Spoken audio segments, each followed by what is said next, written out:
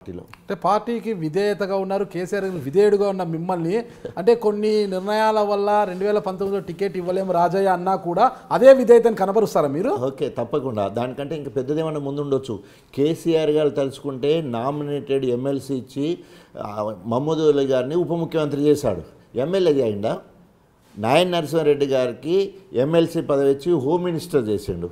దానికి ఎమ్మెల్యేనే అవసరమా? కేసీఆర్ గారు అనేవాడు అధినాయకుడు, ఆయన పార్టీ అధ్యక్షుడు. ఆయన ఏది నడుచుకుంటే ఆయన ఏది తలుచుకుంటే అది చేసడానికి అవకాశం కూడా అలాగే ఇచ్చారు కదా. అదే అంటాను నేను. వాళ్ళ గురించి చెప్పలేదు, వీళ్ళ గురించి చెప్తాను. ఆయన అంటే ఎంపీగా గెలిచిండు, ఎంపీ నుంచి వెళ్ళి తీసేసి మళ్ళీ ఎమ్మెల్సీ చేసిండు, తర్వాత ఇది చేసిండు.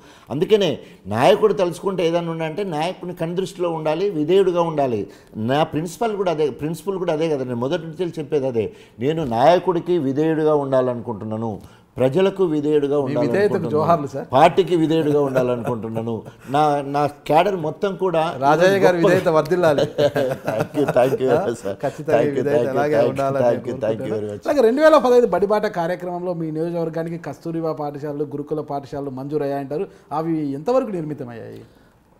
అవన్నీ కూడా నేను తెలంగాణ రాష్ట్ర సాధన జరుగుతున్న ఉద్యమం ఉవ్వెత్తున జరుగుతూ ఉంది, సకల జనుల సమ్మె జరుగుతూ ఉంది. అప్పుడు నేను కాంగ్రెస్ ఎమ్మెల్యేగా ఉన్నప్పుడే మంజూరైనాయి అవన్నీ కూడా. సో ఆ రోజు కనుక శిలాఫలకం వేయకపోయేది ఉంటే, శిలాఫలకం అయిపోతే అవన్నీ కూడా క్యాన్సల్. నాకు మొత్తము 6 సిఐలు, 12 మంది ఎస్ఐలు, 2 డిఎస్పీలు నన్ను పట్టుకొని పోతే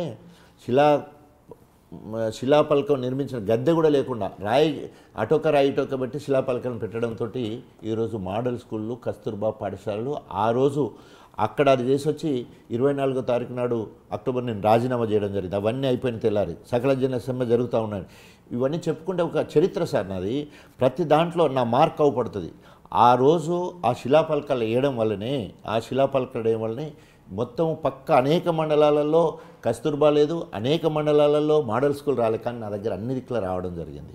సో నేను నిర్మితం అయిపోయినాయి, పిల్లలు వచ్చేసారు. ఇప్పుడు మళ్ళీ అదనంగా ఒక బిల్డింగ్ వచ్చింది, ఇప్పుడు అదనంగా మళ్ళీ బిల్డింగ్స్ వచ్చినాయి. అంటే ఇప్పుడు ఇంతకుముందు హాస్టల్ అదే ఉండే, క్లాస్ రూమ్లు అదే ఉండే మొదటి, తర్వాత కాంపౌండ్ వాల్ వచ్చింది, తర్వాత వాటర్ ప్లాంట్లు వచ్చినాయి, తర్వాత ఇప్పుడు నేను ఇంతకుముందు చెప్పిన కాస్మోటిక్ కిట్స్ వచ్చేసినాయి. అంటే ఆడపిల్లలకి 3 నెలలకు ఒకసారి కాస్మోటిక్ పిల్లల అవసరాలకు.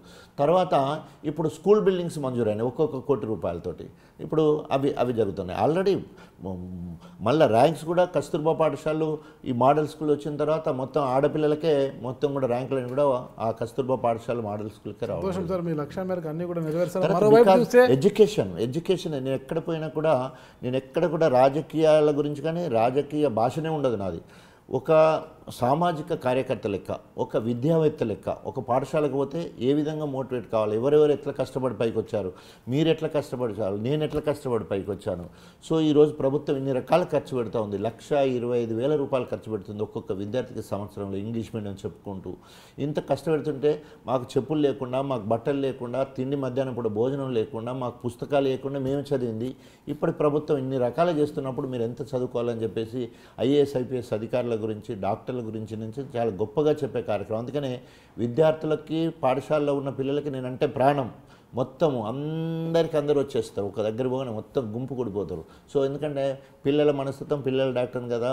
సో కాబట్టి ఆటోమేటిక్గా వాళ్ళందరూ కూడా ఎప్పుడో ఒకసారి నా దగ్గరకు వచ్చి చూయించుకున్న పిల్లలే ఉంటారు. అందులో ఎక్కడ పోయినా కూడా మా డాక్టర్ అంటే అది ఎంత సంతోషం ఉంటుందో. ఆ రకంగా